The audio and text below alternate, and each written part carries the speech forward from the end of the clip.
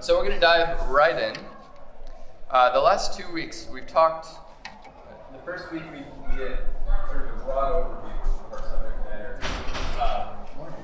Last week we did a deep dive into the history and context. And that's all important and interesting because, again, as I mentioned last week, the hard part about reading historical figures, especially ones that are nearly 2,000 years old, is in situating them in their context so that we can understand where the overlap is between their experience and ours, and where the dissimilarities are, so that we don't simply fit them into our own boxes and turn them into versions of ourselves, but they're not completely other.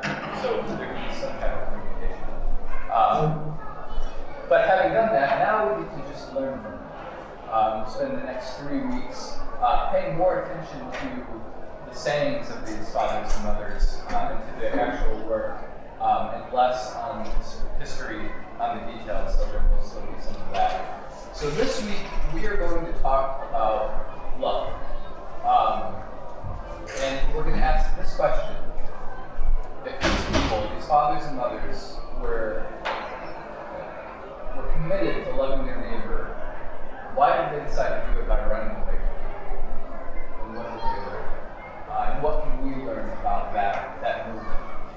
Next week, we're going to look at what they did while they were out there, and particularly the way that they developed the psychology, but it's more than that, of the human heart, so as to understand just how the Holy Spirit transforms humanity into the image and likeness of God, from what we might call a fallen state, or a state in which things are not in harmony, to a state in which the life of the resurrection is actually given to us here and now. So they come up with a system that turns into the 7 deadly sins through some meandering terms. They would know as the 8 deadly thoughts. Patterns of thinking that cause us to fail to love self, neighbor, God. Patterns of thinking that cause us to be attached to certain stories and experiences and distort our understanding of the world. So we'll look at that. And then session 5, that'll be a wrap-up, so I'll kind of take a look at what we talked about so far and in the other areas. But in the spirit of Lent today, I do want us to spend a little bit of time reflecting on where this stuff meets us, which we haven't done the past few weeks. So hopefully there will be some good treasures here for us. We're going to start with this reading, which has served as our sort of thematic reading for this series. Mark's account of Jesus' baptism. And it came to pass in those days that Jesus came from Nazareth in Galilee and was baptized in the Jordan by John. And as he was coming up out of the water, he immediately saw the heavens being ripped apart, and the Spirit like a dove descending upon him. And a voice came out of the heavens, "You are my beloved Son, in you I have taken delight." And immediately the Spirit cast him out into the wilderness, and he was in the wilderness 40 days, being tested by Satan, and he was with the wild animals, and the angels were serving him. The piece of this that I want to begin with is this. In Mark's Gospel, we see a picture of Jesus who is very familiar to his hometown. A normal man who grew up in Nazareth, such that when he starts doing all the crazy things, they're surprised. We see Jesus who has brothers and sisters. Now, what we Roman Catholics are going to do with that to make it fit into our understanding, that's there. But whatever the case is, Jesus grew up around people his age. When we think of the Holy Family, we ought not, according to our probably the Gospels, think of 3 people living by themselves. Jesus had, even if they weren't blood brothers and sisters, he had extended kin that he grew up with, who also thought he was crazy. So he emerges out of the Palestinian village level with all the relationships and obligations and identity formation pieces that fit into a small town. What I want to look at here is that his baptism is the point at which he leaves forever. He doesn't ever go back to Nazareth as the boy who was raised there. When he goes back, it's the one place in Mark where he can't do many miracles at all. It's our love. So we see the Desert Fathers and Mothers emulating this Jesus, this story. And what we don't always look at is the way in which Jesus' baptism, being filled with the Holy Spirit, being recognized by the Father, also includes what I'm going to call kind of social death. He goes into the waters of baptism, and he dies to the first 30 years of his life, such that they will have no bearing on what he does. He refuses obligations to them, even to his own family, even to his mother. And the Desert Fathers and Mothers saw this as not being a coincidence. They see this as being a necessary part of being liberated from sin, from the power of the evil, however we want to put it, of a kind of social death involved that. Before we get there, I want to think about some other forms of social death. And I want us to consider this question. Imagine people in Nashville right now begin to leave. People leave all the time. If they leave just to go settle on the outskirts, they find areas in Lebanon or Smyrna, uncultivated land that's owned by nobody, and they just set up little huts there. And they start to leave. They go and they decide to leave. They leave because they want more. They want to take the gospel seriously, or whatever their version of the truth is.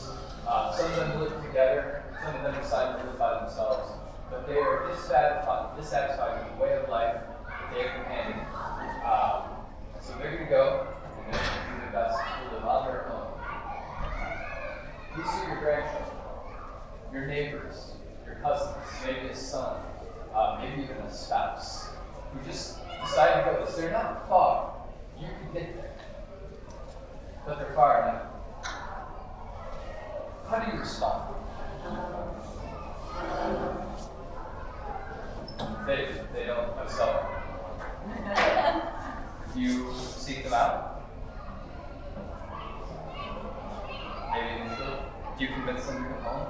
Truly, would you? Your grandchild or a son or a daughter decided, I'm just going to go live by myself. I'm not going to have a job. I'm going to find an abandoned trailer in the woods of Ashland City. And I'm going to live there and I'm going to try to pray.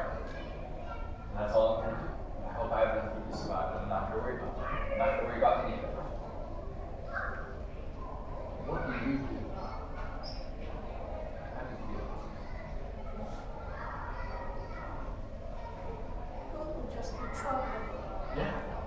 What's trouble? Wouldn't know what to do. Want to give them a new shape and bring them back. Right. Or if they have a good idea. Right. It would be trouble. It would be. It's kind of a judgment. They're looking at us and saying, what you do is not working for me. You're not happy. Not the kind of happy I would be, so I'm not going to follow your example. And I don't know what to do, so I'm going to go and trust this God. Maybe years go by, and some of them manage to be better people than they left as. Some of them aren't. Some of them are living together, right? They found a way. This imaginative exercise is meant to put us in the frame of mind of people who sing. Because we know that eventually these Desert Fathers and Mothers, and they didn't start as fathers and mothers, they just started as random people. They would change the shape of the Christian imagination. But not overnight. Overnight, it probably looked like this, like what we're imagining. Because any mother who uses her son in the desert, who's going out to just find God, is going to be troubled, right? To not know what to name home. And we know that people follow them, and people who follow them weren't always going to learn from them, but to pull them back, say, hey, we need you. We need you for the crops, or we need you because you left your kids. It happens sometimes. We need you because your father's sick. We need you. And that temptation to come back, we have a large bearing on the thought life of these fathers and mothers of the desert. And we imagine that they were troubled too. It wasn't easy. Of course, this happens from time to time in society where people get tired of the status quo and they go searching. Here, I didn't have any good photographs of St. Francis of Assisi, his movement, but it transformed 16th century Italy. It truly did 15th century. Not just Francis, but the idea that to be saved, you can just give up everything and take to the streets. Right? It would trouble us to see our kids doing that. And so my encouragement here as we think about who these people are, and especially how they sought to love their neighbors, is to not think of them as being distant people, but as being sons, cousins, friends, neighbors, people who left in order to find God. And they did this because they had the audacity to believe that what happened to Jesus could happen to them. That is, in their baptisms, in the efficacy of their actual baptisms, which for many of them would have been adult, not being baptized as children in the 3rd century Africa, that somehow the way of life that Jesus comes to bring, as sort of affected in the sacraments and shown in the sacraments, is that all of our deaths bring us life. That we will only receive the life of the resurrection, which is transformative, by dying. And this is the crucial insight that they had, this isn't just a matter of the afterlife. This is a matter of here and now. That Jesus came to die and be raised in order to show us that in our dying and being raised, we get to share God's life. They had the audacity to take this seriously and to think, okay, so how do we do this? As we learned last week, the generation previous had suffered martyrdom under Diocletian's persecution. So that was a good example. Like, they could just go down. But that's over. How do we experience the death that leads to life? The death that is symbolized in baptism, but that has to be actualized in the life of faith. For them, the answer is, well, let's go find some new ways to die. And we'll come back again to this idea of a social death. They go to the desert. Yes, in some sense to die in their bodies, though that doesn't seem in the saints. They're not really obsessing over body purity or the body as a cage or something like that. That was one of the Manichaeans, which is kind of a rival movement to this. There's not much sense of that, though there's some overlap. It's rather the death that they're seeking is the death of what we might call the self, the constructed social self that leads us to the village, to the empire, maybe to the church. If this dies, what's left? They go there and find that.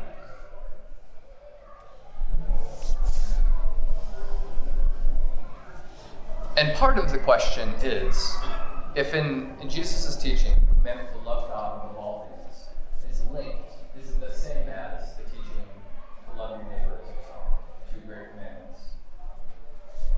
Then how does this help us to love our neighbor? How does social death, how does the death of baptism, how does it actually help us to love our neighbor? And that's the question we're going to wrestle with today. Can we love people by running away from them, by fleeing from them?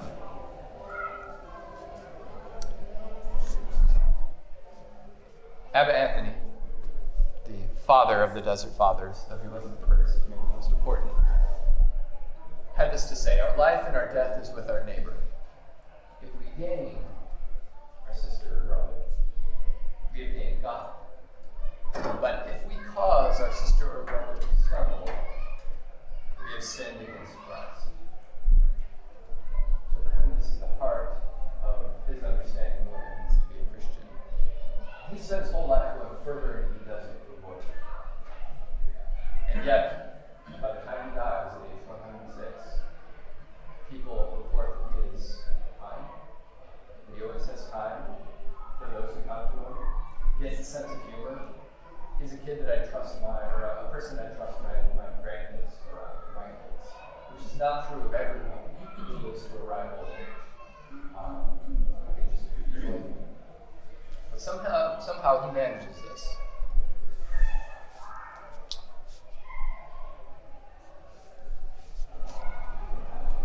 So I want to pause and have us just think about this question. There are handouts in the middle of the table. It says a ballad of love and hate. On the back, I have this question posed. If you want to take notes.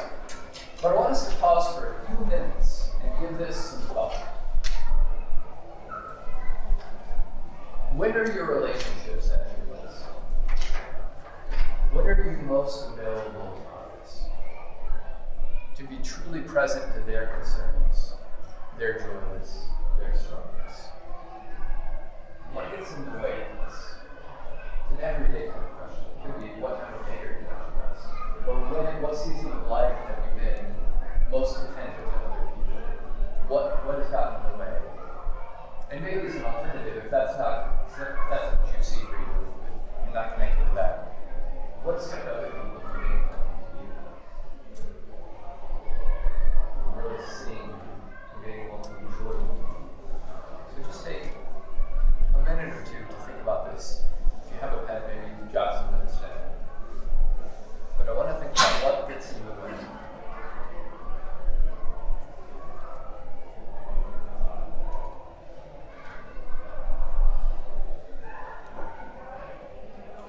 When you focus on yourself, that gets in the way of the other. Okay. So think about some times that have caused you to be focused on yourself. Because that doesn't happen out of nowhere. What kind of things in life, in the world, we can crowdsource this if you don't apply it in your life. Any thoughts? When a person has physical illness, Okay.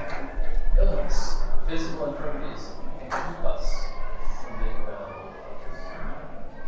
And not just the physical aspect, but the emotional aspect of being sick. Being sick is a social problem. Right? When we're sick, we have to be distant from others. Sometimes if we're contagious, we have to be physically thinking and that stuff. But also, even our understanding of ourselves as sick persons can be a barrier. There can be shame there, there can be pain, there can be regret. All of these things can prevent us from being actually present. selfishness, just I don't want to be with them. Okay. But where is that? Why not? I'm great. People can play Nest. What do you want to do? Why do people avoid contact? It's too much trouble. Too much trouble. They'd rather be doing other things. Yeah. Or just not be with anybody else. Yeah. And I think there's a question mark there. That is, there are further questions we can have about why this particular person doesn't want to be around you. And that answer will be particular. But we have to imagine that many of these desert fathers and mothers left because they were just sick of people. And they didn't know why. It was just a relief to not have to put up with people anymore. But then as things settle, maybe they begin to find out why. What is it about other people that causes them to suffer? It makes it unbearable for me to be around them. Is that the whole truth? Other aspects of me, they're actually missing something from people that no one knows about. Other things to prevent this. Yeah. I know this is really simplistic, but physically where you are, I am better with people when I am away with somebody in a quiet place. This weekend I was just in Rugby, Tennessee, doing hikes with one friend, and I was at my best. I was listening. She had experienced a great loss in her family. But so this relates to the desert, the coming away from the noise of society, what I think I'm supposed to look like or be like, helps me to be a better present person for somebody and to enjoy them, to even experience wonder at who they are if I'm away from all of this. Right. Away. Right. And in normal life, we call these vacations. Right? You go on vacation, you get away from all the things that prevent you from being truly present to your kids or to your spouse.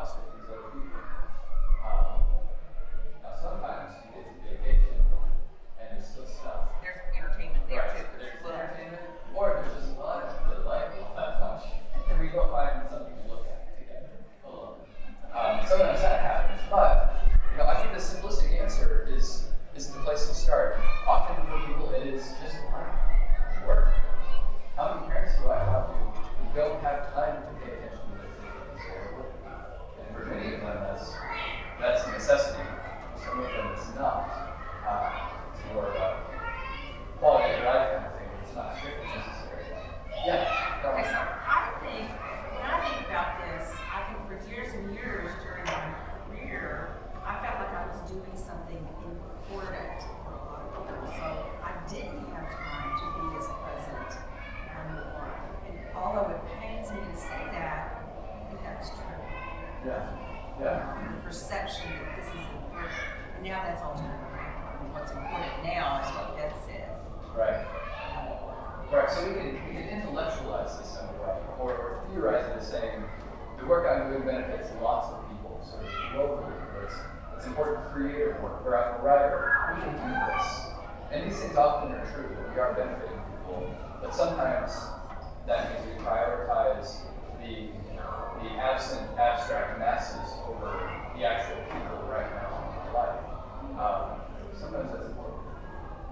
Maybe sometimes it's not.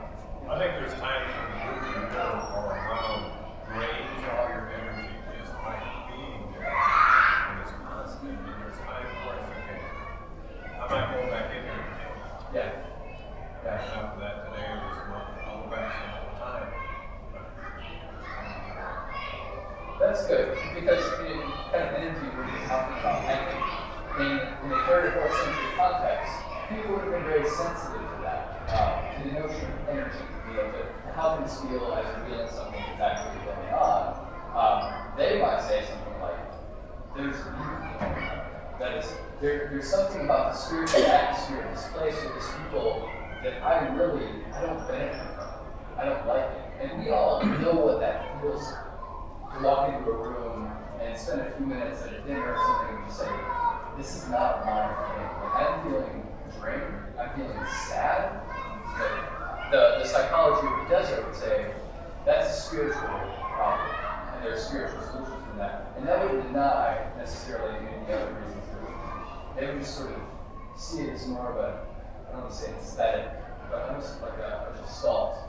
Like there's something bigger going on here. And so we leave. So there are lots of stories, and we'll see something here, where they just don't want to be around you because of this sort of health sensitivity. Someone comes to visit, and it's really ruining my body. You're bringing in conflict. You're bringing in stuff. And I think the actual fathers and mothers, the ones who advance, they're able to tolerate that without letting it ruin their tranquility. The younger desert people, the ones who just show up, if the rain shows up, it's like, I can't drink water here. You gotta go. I'm sorry. Go away. Right. The older ones, the Antonies, the Sarahs, the Theodoras, they have enough equanimity, they have enough tranquility where they're praying. They're truly in prayer, such that your stuff isn't necessarily in the positive. In the martial language of the Desert Fathers and Mothers, they are comforting demons. Your demons aren't going to affect them at all. In fact, they might even have the ability to soothe you with it, which is probably why people like you. I get to feel peace in your presence, even though particularly you don't like being around me. You're going to bear with it. And in fact, we see the hospitality of the Desert Fathers and Mothers. I'm not going to eat anything if I'm alone. But if you come, I'm going to cook whatever I have. I am going to hospitalize the demons out of you by showing you generosity. Yeah. Did that take time though? You said it was the older ones. So maybe when they first went, they had to just chill out and be by themselves and they kind of get together before they could tolerate these people that were coming and asking questions and meeting and things. Absolutely. So they had to grow into this. So case in point, I can hang out. You turn it around. The thing that so many of the Desert Fathers and Mothers struggled with was anger. Anger. Being mad. Being in a state of, and not necessarily rage, but just that low-key irritation at people. And I think, let's take a look at Abba Amonis, number of these, 1, 2, 3, 4, 5, said, I've spent 14 years at Skidus night and day, granted the victory over anger. He's a grumpy guy. His whole point of being there is to not be a grumpy guy. He spent 14 years doing nothing other than asking God to help him not be grumpy. If he's still saying this, it's still a battle. And anger is a social emotion, right? We're angry at. It's hard to have just sort of a vague sense of anger. We're angry at things. And when we find that we don't have an object, we'll find something to be angry about. Edward Pullman heard someone who got all week without eating, and then it lost his temper. Probably would know. So he's done the fasting thing. And so he said he could do without food for 6 days, but he could not stop anger. Very priorities. After Isidore said, one day, I went to the marketplace to sell some small goods. Context. If I don't sell my stuff, I can't buy food and buy. Okay? I went to the marketplace to sell my stuff. When I saw anger approaching me, I left the things and I fled. Right? This is an exquisite sensitivity to the movements of not love. Not love. Whatever in us that is averse to other people or other things. And the Desert Fathers and Mothers are also sensitive to the way in which we can spiritualize our anger and something that we can justify something. And so they saw even the desire against people as being possible to carry your person anger. Right? I don't like the way you are, so I'm going to offer you some advice. And you better take it. And so there were, we have other sayings. Abba Macarius said, if you reprove someone, you're doing this thing wrong that I don't like, and also objectively it's wrong, so let me help you be a better person by telling you about it. If you reprove someone, you yourself get carried away by anger, and you're satisfying your own passion. Talk about passions in our life. Do not lose yourself, therefore, in order to save another. Don't lose yourself in order to save another. Something Natasha, my wife, and I often say to each other is, put on your own oxygen. Even with young kids, it's easy to get carried away by reproving them and lose oneself. We have to put on our own masks before we can help someone else. Right?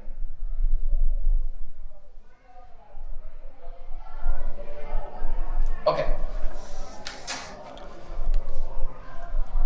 So we're beginning to look at why these people left. And I think it's an important sort of principle of both history and theological history. They didn't leave because they were saints. Right? They were on the other end of that. So why would they leave? Assuming that they're normal people, not saints. Why would they leave? Well, we've suggested some things. They were sick. They were sick of people. They were angry and didn't want to be angry anymore. Maybe some of them were captured by a spiritual idea. They heard of the aphorisms and thought, I'm going to go get this. But what does that suggest about where they were? If I hear an old man living in the desert, and he's managed to find God and happiness, what does it say about my life that I'm willing to go do it? That I'm happy. Right? So these are probably not happy people. We know just a little bit about the history here, that the way that the Roman Empire governed these villages was that they all sort of, in their own kin systems, had their own farms. And these were largely farming communities. And so we get the sense that there are these robust families that are working together, eking out a living based on the Nile rises and falls. I don't know gods for that. But the whole village had to pay taxes together. They had to come up with whatever taxes were levied by the empire at that time. We know that under Diocletian, not only were there persecutions, but he raised lots of taxes. So it was up to the village, and the Roman official governing the village was also usually a local guy. So we're all villagers. We have our own families, we have our own crops, but we have to come together to pay the tax. How do we do that?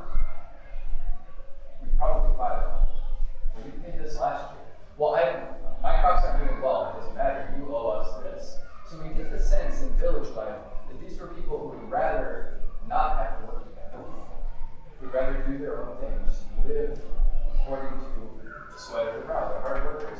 But they don't like having to sort of lump sum collaborate in order to pay the Romans, for roads and aqueducts and all the nice things that they had. And also the never-ending expansion of the empire. We get the sense that these are people who were fed up with having to be in competition with their neighbors.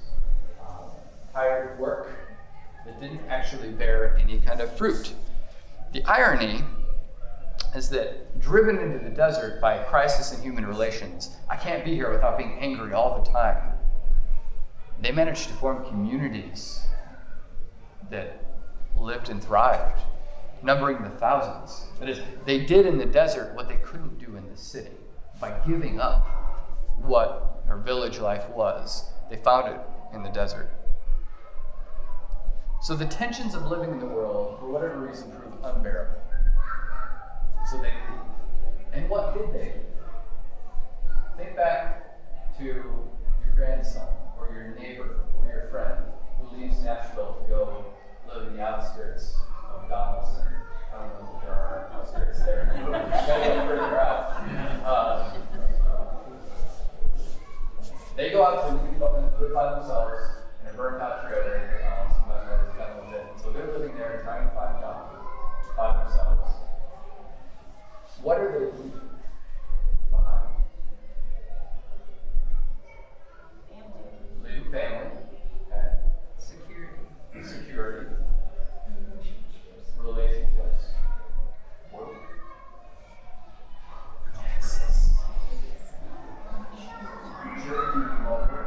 And this is important for the Roman Empire because every village, you're in the empire, you can be called up to both fund and work on the civic works project. So you hear from the magistrate, we need grain silo. We need it. So village, you're going to fund it, you're going to raise the funds for it, and you're going to build it. Brown, you're in charge. And they would just be appointed. It's kind of an interesting way of doing government. And it worked, except for the internal tensions. At any moment, you could be called to do this while you were raising your kids and doing all the other stuff. If you didn't, you would go to prison. The empire really liked efficiency. So you could believe this. You could be drafted into an army. We know that Pachomius, who was the first, or at least the most important monk to found cities in the desert, he was conscripted into Diocletian's army and lost heart and became a monk because of the experience there. So we leave civic life, and this is a civic life where people are actually far less independent than we tend to be because of just the structure of it. Pluses and minuses there. Social death. All the ways in which we die when we go to the desert. Family and village life, politics, and this includes church politics. As I mentioned last week, the Diocletian persecution had schismed a lot of the Egyptian churches because some of them caved, some of the bishops caved and said, okay, I'm not Christian anymore, you win, and others didn't. And then when it was over, the bishops who had apostatized came out and were like, I'm back, be a priest. And the bishops who didn't said, you're not a bishop anymore, and you're not a priest. And now you have to pick which church you go to. The desert fathers and mothers were often called to take sides on this. And also, something we didn't mention, your grandson is a freshman in high school, and he decides to go live in a trailer. Education. And Roman education, was an education in being civilized, and not being barbarian. Not only language, the rhetoric, the art of being able to persuade people to do what you need them to do.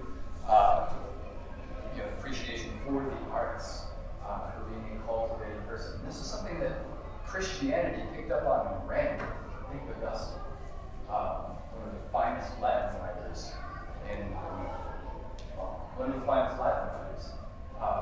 Christians prize these things, in philosophy and the arts, as being demonstrations of how good God is. The Desert Fathers offered a rival version where we don't need to learn how to read in order to be saved from ourselves. Flight from family and village life.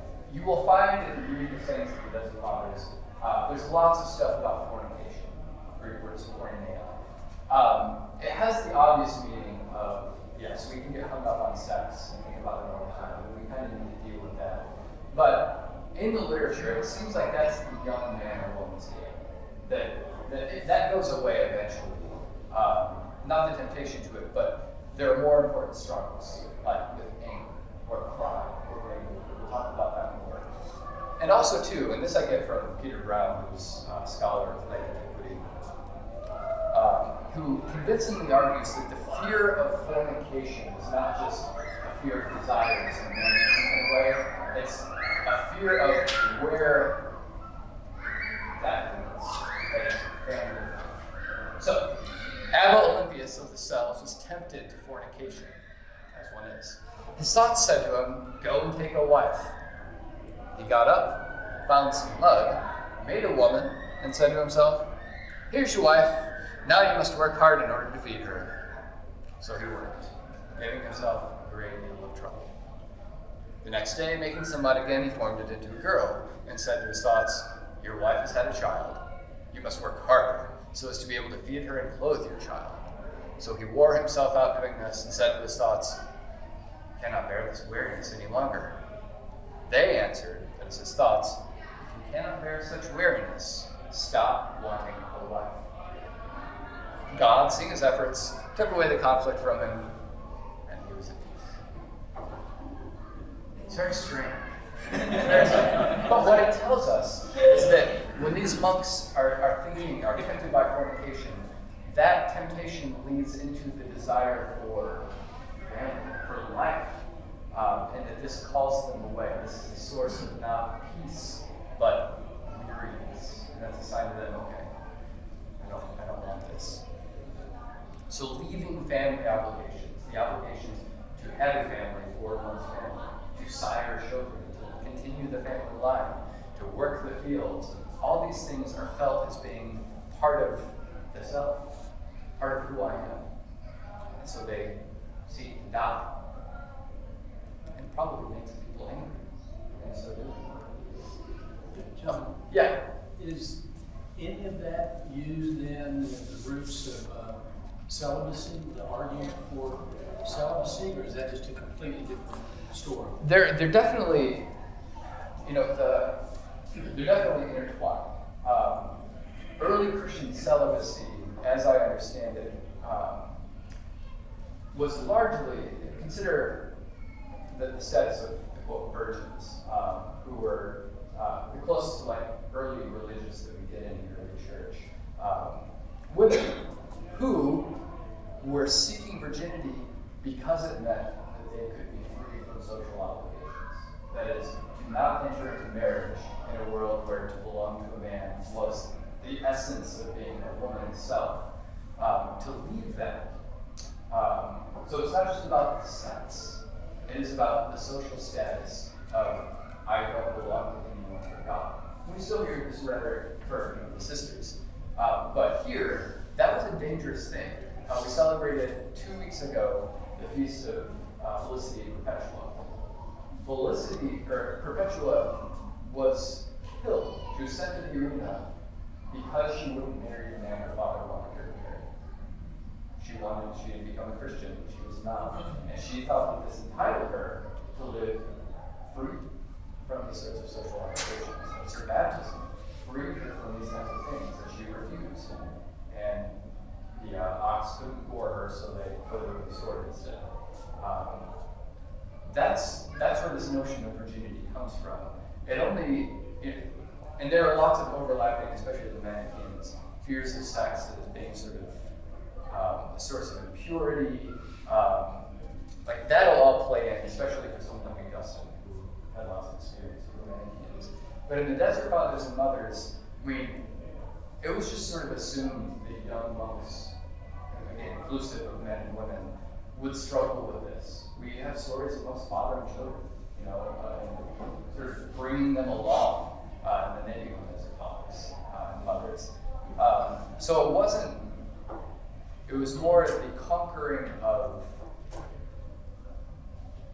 the search for freedom, I think, and the abandonment of anything that tied them down to others in a way that wasn't love, true love, which, obligation isn't that. Maybe it has some love mixed in with it, but you can have obligation without love. It's a good question. Okay. A flight from politics. We talked a little bit about, what running away from the villages meant in terms of not being conscripted. Abba Arsenius is an interesting figure. Emperor Theodosius, who was a successor to Constantine, and who was the one who made Christianity the de facto religion of the empire in 384, I think. He had a tutor, and his tutor was a man named Arsenius, well-lettered, incredibly intelligent, incredibly well-spoken, heard about the desert fathers and mothers, was tired of his life, so he went, and he lived in the desert. And his past life followed him the whole time. He was out there. Abbot David related this about Abba Arsenius. One day a magistrate came, bringing him the will of a senator, as a Roman senator, a member of his family who had left him a very large inheritance. And of course, inheritances are no strings attached, as we all know. Arsenius took it and was about to destroy it. But the magistrate threw himself at his feet, saying, "I beg you, do not destroy it, or they'll cut off my head." Abba Arsenius said to him, "But I was dead long before this senator who has just died." And he returned the will to him without accepting it. This reluctance to participate in empire, a reluctance to play the games of court. But also, church brings its own conflicts. Some heretics, now this is before, some Christians with the wrong theology, or probably Christians who served the wrong bishop, came to Abba Poman one day and began to speak evil of the Archbishop of Alexandria, suggesting that he received the laying on of hands from priests, not bishops. The old man, who had remained silent until then, called his brother and said, "Set the table, give them something to eat, and send them away in peace." So there are church controversies. And sometimes it feels good to get involved in them and pick sides and know that these people know that you're on the right side. Instead, he says, "Feed these people, send them away in peace. We're not going to cause any fuss." I think that's Arius and St. Nicholas. Yeah. Fighting over Jesus, as they do. And then a flight from education. One day, Abba Arsenius consulted an old Egyptian monk about his own thoughts. Someone noticed this and said to him, "Abba Arsenius," remember, tutor to the emperor, "Abba Arsenius, how is it that you, with such a good Latin and Greek education, ask this peasant about your thoughts?" He replied, "I have indeed been taught Latin and Greek, but I do not know even the alphabet of this peasant." So a real anti-intellectual stance on the part of the aphorisms is that there's something to be learned from whatever we're doing when we're not being educated, which is different from watching the news. It's the flight from such things. So the desire to learn from the human heart as its own sort of book, its own sort of scripture. Now, the Desert Fathers and monks, and Desert Fathers and mothers, the ones who could read, did in fact read lots of scripture. They invented Lectio Divina. But they read it, in a non-philosophical way, one verse at a time, chewing on it for days and weeks. The notion was, that's how God talks to us. Not just open your Bible and read it once and that's how God talks, but and ruminating on these things. That's how the angels sort of converse with us. Social death is what they saw. Because if you die, you will be rewarded. If you die to all these ways of being a self, maybe there's another way of being that we only see in a distorted way when we're enmeshed in the world. And the world of obligations and empire and sort of moral fraught decisions. Even the world of family. is not just a good thing. Plenty of bad things happen in families, around families. Plenty of family silences cover all kinds of people. So, early Christianity is not a pro-family, full stop kind of organization. We know this in Jesus, who said, if you do not hate your mother and father and sister and brother, you cannot inherit the kingdom. The dozen fathers and mothers just took him at his word and tried to figure out what that meant. What does it mean to do that? Now, there are ways that we can't make any things, but it doesn't mean nothing. And if you use that strong of a language, they thought it probably corresponded to something strong in themselves, something like, if not hate. Abba Pullman said that a brother asked Abba Moses.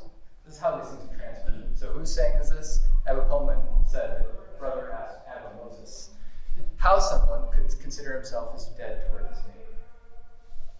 The old man said to him, if a man does not think in his heart that he is already 3 days dead and in the tomb, he cannot attain to this thing.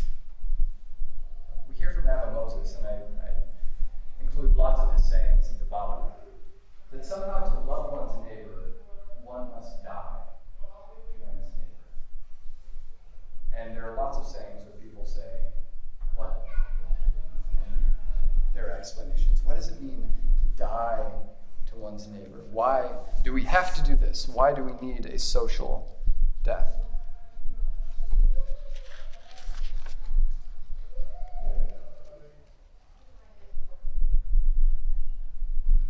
We talked last week about sort of the religious imagination of these people that, and we've mentioned it already, this isn't just a horizontal matter of human relationships, but they see humans as interacting and being interacted with a whole ecology of spiritual beings. And Christians would have shared this with their non-Christian neighbors. They just would have, their taxonomy would be different. Where non-Christian pagans would have seen all these spirits as being sort of their own society, competing with one another, interacting, various gods and spirits, and you could figure out how to placate some and avoid others. Christians uniformly said if they're not angels, then they're bad ones and we shouldn't deal with them. But there are angelic beings, and we can have intercourse with them. We can be moved by them or be moved by the bad ones. And actually going into the desert is a matter of figuring out which are which, because the bad ones can pose as good ones. Part of the social death is dying to the idea that villages have their own spirit. There's a temple here. So these spirits are actually involved in our ecosystem, so to speak. So we're gonna leave this. And we do this in order to gain spiritual power. As long as we're enmeshed in sort of the local ecology, we're being moved, pushed and pulled in every which way, and we're never quite free. We never have power. We're just doing what we're told, what we're moved to do, what feels good. We're going to leave all that and discover what power we do have. What spiritual power is given to us in our baptisms in the Christian vocabulary. The Spirit breaks open the heavens and rushes into Jesus. And he goes to the desert, and he makes a home there, and gets along with the wild beasts, and angels feed him. How do we do that? What kind of power is that? And so they are willing to act out a kind of death. It was dramatic. Stories were written about it. They were willing to die a social death, to renounce their family ties and what anyone thought about their decision to leave, the expectations about what one would make of one's life, which we've all faced. They die to this and find the power to do so. This doesn't kill me. It doesn't kill them either. I'm not dead in renouncing these things. I'm still here. They renounce being summoned to lead or to work or contribute to public life, to work projects. They renounce paying taxes, which the empire doesn't like. To renounce the empire's claim on your life. Again, I have power to do this. Caesar can't tell me what to do. It's power. So these 4th and 5th century monks were very sensitive to what all this meant, to the way in which their lives were a dramatic representation of Christianity. Christianity is new, right? So this is an experiment to find out just how far this baptism stuff goes. Like, how realistic is this? How far can we push ourselves, and how much can we trust God to help guide us into this way of life before we either have to hang our head in shame and go back home, say, well, I was a hippie for a while, but now I'm an accountant. It was a cool time. I thought I found myself, but it turns out I just smoked a lot of weed. And we know that some people did go back. We know that some people stayed, but we also know that there were the in-between people who found something in the desert and never left it, even if they did go back to the villages. This would transform Christianity. It would transform people's understanding of what being a Christian meant. So this is the paradox. Yeah, we're doing great. Offered. We can't save our lives without one another, right? Jesus tells us we have to love one another. But our lives, as we are living them right now, are often an obstacle to other people. My life as I'm living it right now, maybe I'm not making it easier for those around me to see God. Maybe that's because I'm a grumpy person, and I can't manage to make myself not grumpy. I don't know how to do that. Or maybe I'm obsessive about details. Or maybe I have various addictions. Whatever it is, I'm an obstacle to people being able to live the life that God wants them to have. And so, one solution to this is to flee. It's simply to leave, to say, I'm not that important, right? I'm not so important that if I leave, the whole world is going to collapse, or even my family. Maybe everyone is strong enough to make do without me. A secret fear, that we don't want to say, because maybe I need to be needed. So I flee, so that I abandon my attempt to put myself between them and God. And so, one lesson that we take away that I think is apt is that loving our neighbor, and it should be clear by now that by neighbor, these people mean your kids, your spouse, your actual people who depend on you, not abstract random people you see in Kroger, but the people you interact with. To love these people, we have to establish a critical distance. And that figuring out the right distance takes time, right? We could be too close, too enmeshed, and so I'm in the way of your being able to love God. We could be too far, and maybe we need to get closer.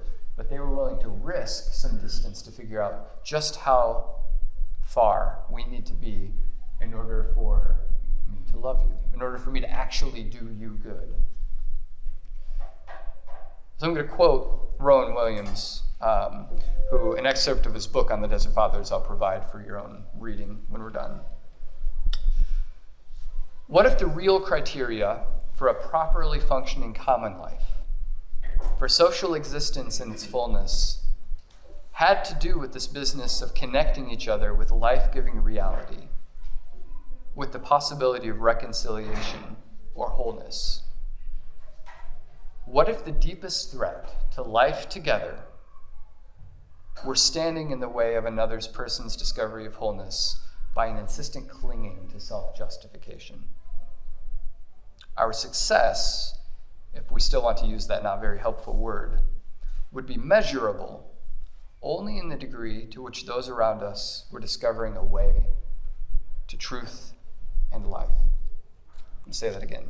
Our spiritual success would be measurable only in the degree to which those around us were discovering a way to truth and life.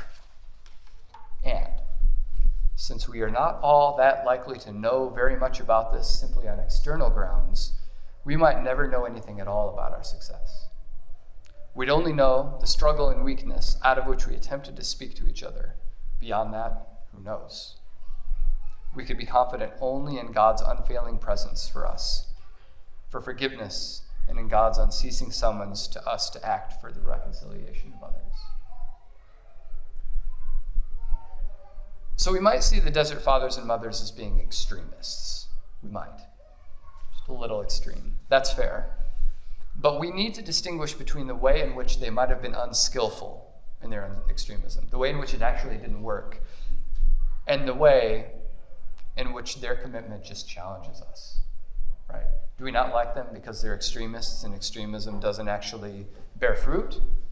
Or do we not like them because it does, and we're not willing to follow them? They remind us that Jesus' own sayings often had a critical edge, a very challenging edge for those who would take him seriously.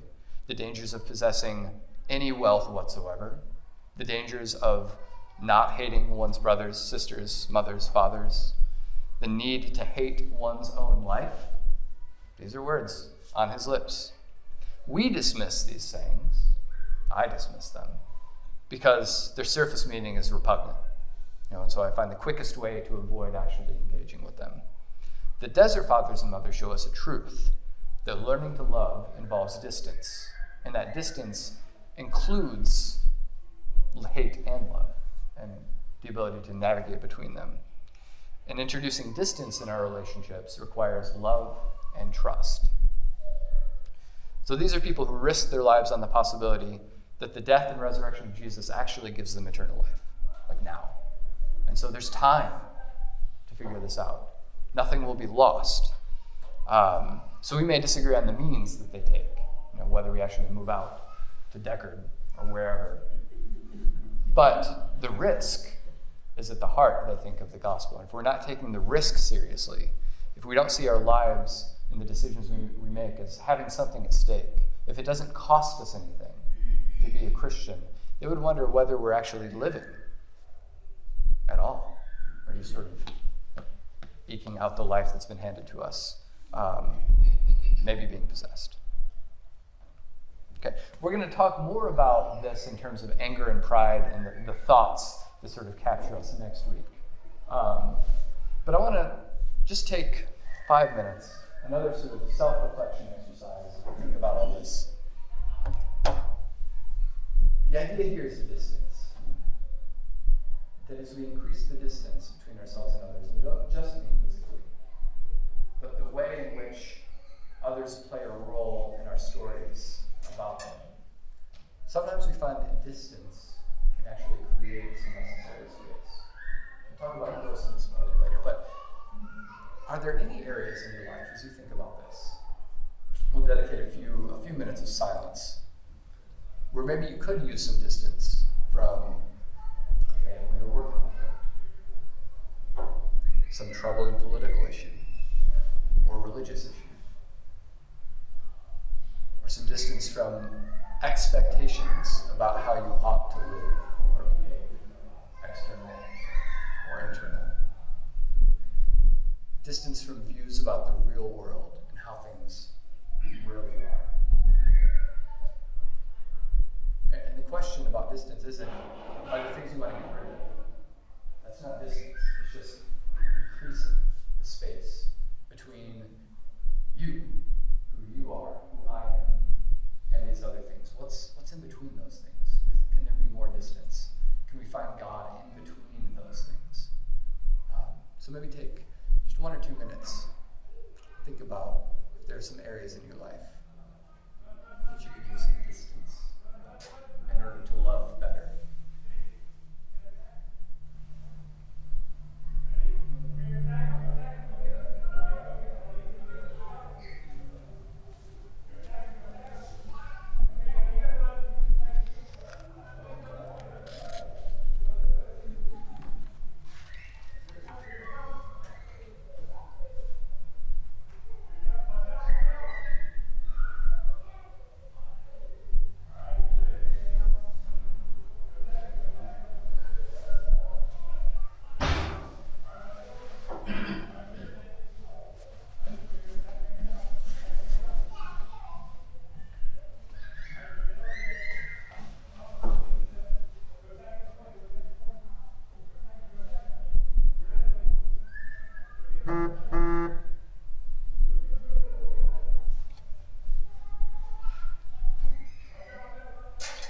Any final thoughts?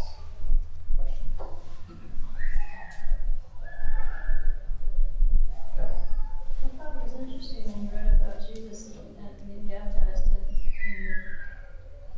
hears his voice, or everybody hears his voice, or whatever, that God is well pleased in him, delights in him, and then he's got to go to the desert. He might have had a little human prideful thought there. We're going to find out in the desert.